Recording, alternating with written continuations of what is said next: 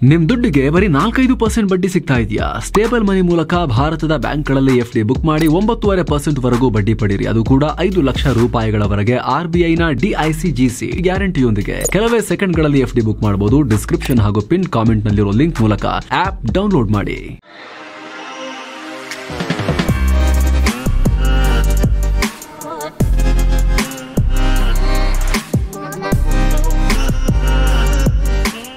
Hi friends, ದಿನದ ಎಲ್ಲ ಪ್ರಮುಖ ಸುದ್ದಿಯನ್ನ ನಿಮಗೆ ತಲುಪಿಸುವ mastmaga.comನ ಫುಲ್ ನ್ಯೂಸ್ಗೆ ಸ್ವಾಗತ. ನಾನು ಅಮರ್ ಪ್ರಸಾದ್. ಭಾರತದಿಂದಲೇ ಹುಟ್ಟಿ ಅಕ್ಕಿ ತರಕಾರಿಗೂ ಭಾರತವನ್ನೇ ಅವಲಂಬಿಸಿರುವ ಪಕ್ಕದ ಬಾಂಗ್ಲಾದೇಶಕ್ಕೆ, ಅದರಲ್ಲೂ ಬಾಂಗ್ಲಾ ಸೇನೆಗೆ ಈಗ ಮದ ಏರಿರೋ ತರ ಕಾಣಿಸ್ತಾ ಇದೆ. ಗಡಿಯಲ್ಲಿ ಭಾರತ ಮಾಡೋ ಎಲ್ಲವನ್ನ ನಾವು ಸಹಿಸ್ಕೊಳ್ಳಲ್ಲ, ನಾವು ಸೇಡ್ ತೀರಿಸ್ಕೊಳ್ತೀವಿ ಅಂತ ಬಾಂಗ್ಲಾ ಸೇನೆ ಭಾರತಕ್ಕೆ ಬಾಂಗ್ಲಾ ಸೇನೆ ಧಮಕಿ ಹಾಕಿದೆ. ಏನಾಗಿತ್ತು ಅಂದ್ರೆ, ಶುಕ್ರವಾರ ರಾತ್ರಿ ಮಾದಕ ವಸ್ತುಗಳ ಕಳ್ಳ ಸಾಗಾಣಿಕೆ ಮಾಡ್ತಾ ಇದ್ದ ಈ ಬಾಂಗ್ಲಾದೇಶೀಯರನ್ನ ಭಾರತೀಯ ಸೇನೆ ತಡೆದಿತ್ತು. ಆಗ ಆ ಕಳ್ಳರ ಗುಂಪು ಸೈನಿಕರ ಮೇಲೇನೆ ದಾಳಿಗೆ ಪ್ರಯತ್ನ ಪಡ್ತು. ಇದಕ್ಕೆ ಪ್ರತಿಯಾಗಿ ನಮ್ಮ ಸೈನಿಕರು ಕೂಡ ತಿರುಗಿಸಿಕೊಟ್ಟಿದ್ರು. ಈ ಚಕಮಕಿಯಲ್ಲಿ ನಮ್ಮ 3 ಯೋಧರು ಗಾಯಗೊಂಡ್ರೆ ಆ ಕಡೆ ಒಬ್ಬನ ಸ್ಥಿತಿ ಗಂಭೀರವಾಗಿತ್ತು. ಆತನನ್ನ ಅದಾದ್ಮೇಲೆ ಆಸ್ಪತ್ರೆಗೆ ಸೇರಿಸಿದ್ರು, ಆತ ಬದುಕುಳಿದಿರಲಿಲ್ಲ. ಇದಕ್ಕೀಗ ಬಾಂಗ್ಲಾ ಸೇನೆ ಪ್ರತಿಕ್ರಿಯೆ ಕೊಟ್ಟಿದೆ. ಭಾರತ ಗಡಿಯಲ್ಲಿ ಇಂಥ ಘಟನೆಗಳು ಮರುಕಳಿಸದಂತೆ ನೋಡ್ಕೋಬೇಕು, ಇಲ್ಲಾಂದ್ರೆ ನಾವು ಅದೇ ರೀತಿ ಕಠಿಣ ಪ್ರತಿಕ್ರಿಯೆ ಕೊಡಬೇಕಾಗತ್ತೆ, ಸೇಡು ತೀರಿಸ್ಕೋಬೇಕಾಗತ್ತೆ ಅನ್ನೋ ರೀತಿಯ ಉದ್ದಟತನದ ಹೇಳಿಕೆಯನ್ನ ಕೊಟ್ಟಿದೆ. BGP ಅಂದ್ರೆ ಬಾರ್ಡರ್ ಗಾರ್ಡ್ ಬಾಂಗ್ಲಾದೇಶ್, ಅದರ director general major Mohammad Ashrafuzzaman Siddiqui ಈ ಕುರಿತು ಮಾತನಾಡಿದ್ದಾರೆ. ಇಂತಹ ಘಟನೆಗಳು ಇನ್ನು ಮುಂದೆ ಆಗಬಾರದು ಅಂತ ಈಗ ಆಲ್ರೆಡಿ ಸ್ಪಷ್ಟವಾಗಿ ಹೇಳ್ತಾ ಇದ್ದೀವಿ. ಒಂದು ವೇಳೆ ಇಂತಹ ಘಟನೆಗಳು ಮತ್ತೆ ಆದರೆ ನಾವಿದನ್ನ ಖಂಡಿತವಾಗ್ಲೂ ಸಹಿಸೋತಿಲ್ಲ. ಬಾಂಗ್ಲಾದೇಶಕ್ಕೆ ಅಕ್ರಮವಾಗಿ ಒಳನುಸುಳೋ ಭಾರತೀಯರ ವಿರುದ್ಧವೂ ನಾವು ಕಠಿಣ ಕ್ರಮ ತಗೋಬೇಕಾಗತ್ತೆ. ಓಹೋ, ಭಾರತೀಯರು ಅಕ್ರಮವಾಗಿ ಬಾಂಗ್ಲಾಗ್ ನುಗ್ತಾರಂತೆಲ್ಲ, ಸ್ವರ್ಗ ಸ್ಥಾಪನೆ ಮಾಡಿದ್ದಾರೆ ಇವರೆಲ್ಲ ಅಂತ ಆ ರೀತಿ ಹೇಳ್ತಾ ಇದ್ದಾರೆ ಅವರು. ಕಠಿಣ ಕ್ರಮ ತಗೊಳ್ತೀವಿ ಅವ್ರ ಮೇಲೆ ಅಂತ. ಹತ್ಯೆ ಮಾಡೋದ್ರಿಂದ ಸಮಸ್ಯೆಗಳಿಗೆ ಪರಿಹಾರ ಸಿಗಲ್ಲ, ಈ ರೀತಿ ಆಗದಂತೆ ನೋಡ್ಕೊಳ್ಳಿ ಅಂತ ಹೇಳಿದೆ. ಇದಕ್ಕೆ ಇಲ್ಲಿವರೆಗೂ ಭಾರತೀಯ ಸೇನೆ ಯಾವುದೇ ಪ್ರತಿಕ್ರಿಯೆ ಕೊಟ್ಟಿಲ್ಲ. ಅಂದಹಾಗೆ ಬಾಂಗ್ಲಾದಲ್ಲಿ ಶೇಖ್ ಹಸೀನಾ ಸರ್ಕಾರ ಬಿದ್ದ ಮೇಲೆ 2 ದೇಶಗಳ ಸಂಬಂಧ ಹಾಳಾಗಿದ್ದು, ಗಡಿ ಪರಿಸ್ಥಿತಿ ಕೂಡ ಉದ್ವಿಗ್ನ ಆಗ್ತಾ ಇದೆ. ಬಾಂಗ್ಲಾ ಡ್ರೋನ್ಗಳು ಸೇರಿದ ಹಾಗೆ ಆಯುಧಗಳನ್ನು ನಿಯೋಜನೆ ಮಾಡ್ತಾ ಇದೆ ಭಾರತದ ಬಾರ್ಡರ್ನಲ್ಲಿ. ಇದಕ್ಕೆ ಭಾರತ ಕೂಡ ಕೌಂಟರ್ ಮೆಷರ್ ತಗೊಳ್ತಾ ಇದೆ. ಇದೇ ವೇಳೆ ಗಡಿಯಲ್ಲಿ ಒಳನುಗ್ಗೋ ಅಕ್ರಮ ವಲಸಿಗರ ಮೇಲೆ ಪಾಕಿಸ್ತಾನಕ್ಕೆ ಹೇಳೋ ಭಾಷೆಯಲ್ಲೇ ಸೇನೆ ಸ್ವಲ್ಪ ಬಿಸಿ ಮುಡ್ಸೋಕೆ ಶುರು ಮಾಡಿದೆ. ಯಾಕಂದ್ರೆ ಅಕ್ರಮ ನುಸುಳುವಿಕೆ ತಡೆಯೋಕೆ ಹೋದ್ರೆ ಇವರು ಸೇನೆ ಮೇಲೆ ಮುಗಿಬೀಳೋಕೆ ಪ್ರಯತ್ನ ಪಡ್ತಾ ಇದ್ದಾರೆ, ಅಡ್ವಾಂಟೇಜ್ ತಗೊಳಕ್ ನೋಡ್ತಾ ಇದ್ದಾರೆ.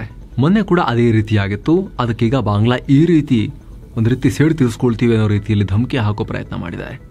ರಾಜ್ಯದಲ್ಲಿ ನಟ್ಟು ಬೋಲ್ಟಿನ ಯುದ್ಧ ಶುರುವಾಗಿದೆ. ಶನಿವಾರ ಫಿಲ್ಮ್ ಇಂಡಸ್ಟ್ರಿ ಕಾರ್ಯಕ್ರಮದಲ್ಲಿ DCM DKಶ ಮಾತನಾಡ್ತಾ, ಕಲಾವಿದರಿಗೆ ನಿಮ್ಮ ನಟ್ಟು ಬೋಲ್ಟ್ ಟೈಟ್ ಮಾಡ್ತೀನಿ ಅಂತ ಹೇಳಿದ್ರು. ನಟ ನಟಿಯರಿಗೆ, ಸ್ಟಾರ್ಸ್ಗೆ.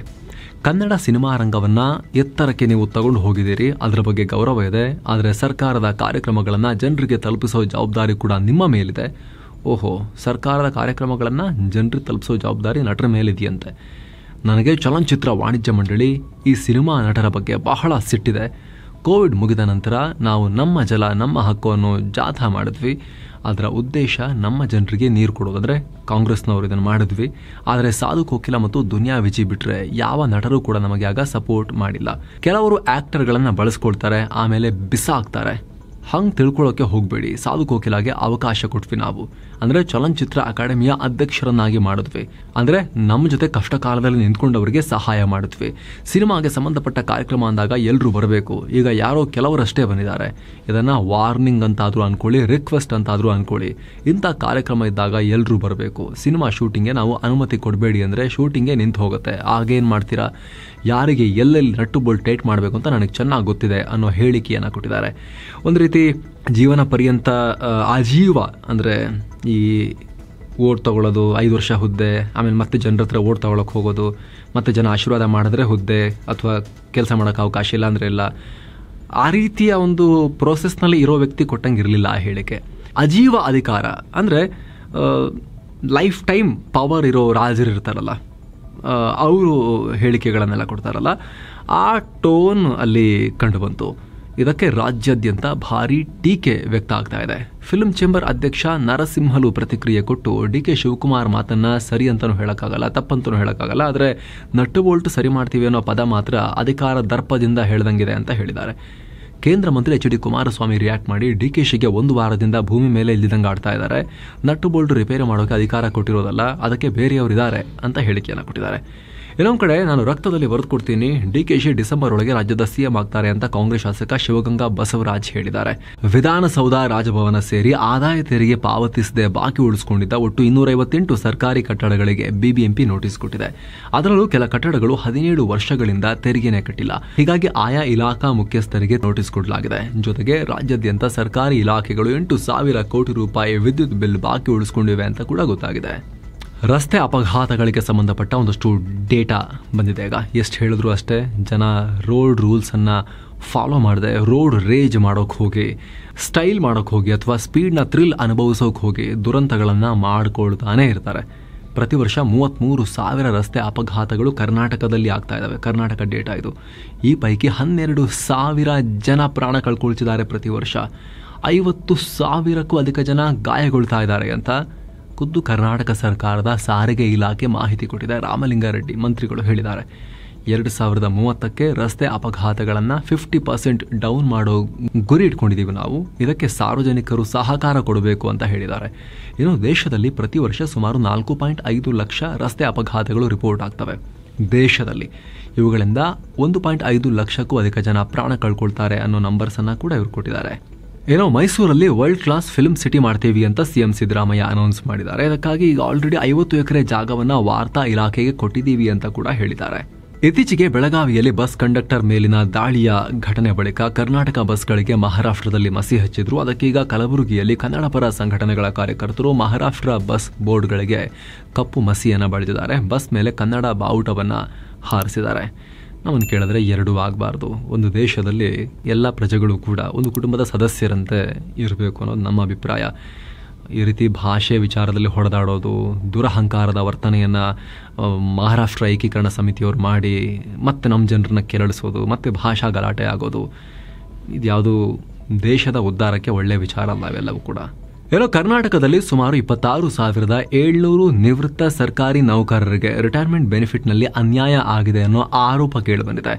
ಜುಲೈ 1, 2022ರಿಂದ ಜುಲೈ 31, 2024 ಅವಧಿಯಲ್ಲಿ ನಿವೃತ್ತಿ ಹೊಂದಿರೋ ನೌಕರರಿಗೆ 24 ತಿಂಗಳ ಸಂಬಳ 7ನೇ ವೇತನ ಆಯೋಗದ ಪ್ರಕಾರ ಕೊಟ್ಟಿದ್ರೆ, ರಿಟೈರ್ಮೆಂಟ್ ಬೆನಿಫಿಟ್ಸ್ ಮಾತ್ರ 6ನೇ ವೇತನ ಆಯೋಗದ ಆಧಾರದಲ್ಲಿ ಕೊಡಲಾಗಿದೆ ಅನ್ನೋ ಆರೋಪ. ಹೀಗಾಗಿ DCRG, ಕಮ್ಯೂಟೇಷನ್, ಲೀವ್ ಎನ್ಕ್ಯಾಶ್ಮೆಂಟ್ ಬೆನಿಫಿಟ್ಸ್ ಸಿಗ್ತಿಲ್ಲ. ಇದರಿಂದ ಪ್ರತಿ ನೌಕರರಿಗೂ 10 ರಿಂದ 15 ಲಕ್ಷ ರೂಪಾಯಿ ಲಾಸ್ ಆಗಿದೆ ಅಂತ ದೂರು ಕೊಡಲಾಗಿದೆ. ಅಲ್ಲದೆ ಈ ಆರ್ಥಿಕ ಸೌಲಭ್ಯವನ್ನು 7ನೇ ವೇತನ ಆಯೋಗದ ಪ್ರಕಾರವೇ ಕೊಡಿ ಅಂತ ಸಿಎಂ ಸಿದ್ದರಾಮಯ್ಯ ಅವರಿಗೆ ನಿವೃತ್ತ ನೌಕರರು ಮನವಿ ಮಾಡಿದ್ದಾರೆ. ರಾಜ್ಯದ ಪೊಲೀಸ್ ಇಲಾಖೆಯಲ್ಲಿನ ಒಳಜಗಳ ಮುಂದುವರೆದಿದೆ. IGP ರೂಪಾ ಆ ಒಂದು ಕ್ಯಾರೆಕ್ಟರ್ ಕಂಟಿನ್ಯೂ ಆಗಿದೆ. ಅವರ ವಿರುದ್ಧ DIG ವರ್ತಿಕಾ ಕಟಿಯಾರ್ ಸರ್ಕಾರದ ಮುಖ್ಯ ಕಾರ್ಯದರ್ಶಿ ಶಾಲಿನಿ ರಜನೀಶ್ಗೆ ದೂರನ್ನು ಕೊಟ್ಟಿದ್ದಾರೆ.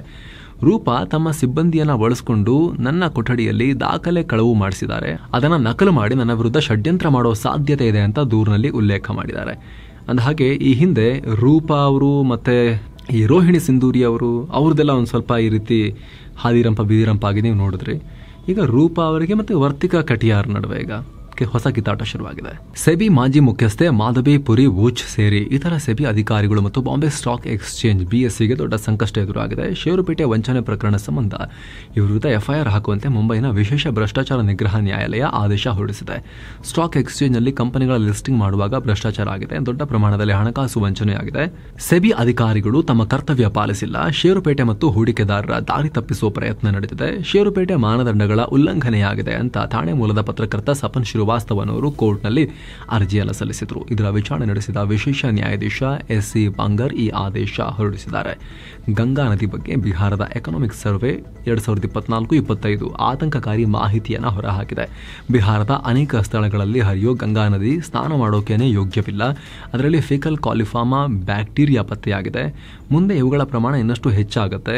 ಗಂಗಾ ಮತ್ತದರ ಉಪನದಿಗಳ ಹತ್ತಿರದಲ್ಲಿರೋ ನಗರದಿಂದ ಬರೋ ತ್ಯಾಜ್ಯ ಮತ್ತು ಕೊಳಚೆ ನೀರಿನಿಂದ ನದಿ ಮಲಿನ ಆಗಿದೆ, ಸ್ನಾನ ಮಾಡೋಕ್ಕೂ ಯೋಗ್ಯವಿಲ್ಲ ಅಂತ ರಿಪೋರ್ಟ್ನಲ್ಲಿ ಉಲ್ಲೇಖಿಸಲಾಗಿದೆ. ಇದು ಬಿಹಾರದ ಎಕನಾಮಿಕ್ ಸರ್ವೆನಲ್ಲಿ ಉಲ್ಲೇಖವಾಗಿರುವಂತಹ ಅಂಶ. ಇತ್ತೀಚೆಗೆ ಉತ್ತರ ಪ್ರದೇಶದಲ್ಲಿ ಕುಂಭಮೇಳ ನಡೆಯುವಾಗ ಪ್ರಯಾಗ್ರಾಜ್ನ ಅನೇಕ ಸ್ಥಳಗಳಿಂದ ಗಂಗಾ ನದಿ ನೀರಿನ ಸ್ಯಾಂಪಲ್ ಕಲೆಕ್ಟ್ ಮಾಡಿ ಕೇಂದ್ರ ಮಾಲಿನ್ಯ ನಿಯಂತ್ರಣ ಮಂಡಳಿ ರಿಪೋರ್ಟ್ ಕೊಟ್ಟಿತ್ತು.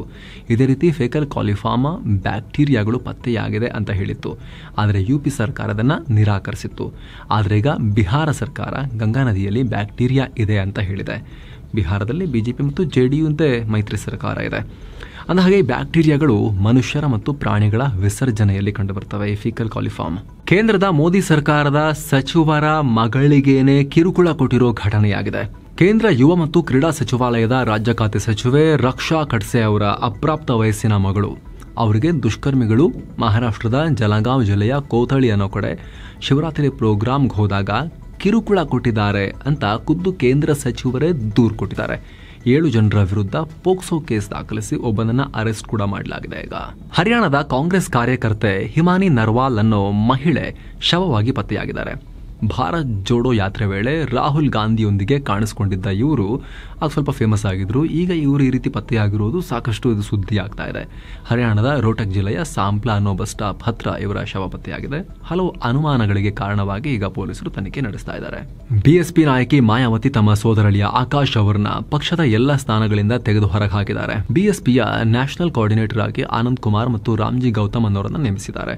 ಈ ಆನಂದ್ ಕುಮಾರ್ ಪಕ್ಷವನ್ನ ಯಶಸ್ವಿಯಾಗಿ ಮ್ಯಾನೇಜ್ ಮಾಡಲಿದ್ದಾರೆ ಅಂತ ಮಾಯಾವತಿ ವಿಶ್ವಾಸ ವ್ಯಕ್ತಪಡಿಸಿದ್ದಾರೆ. ಅಂದಹಾಗೆ 2023ರಲ್ಲಿ ಆಕಾಶ್ ನನ್ನ ಉತ್ತರಾಧಿಕಾರಿ ಅಂತ ಮಾಯಾವತಿ ಹೇಳಿದ್ರು, ಅನೌನ್ಸ್ ಮಾಡಿಬಿಟ್ಟಿದ್ರು.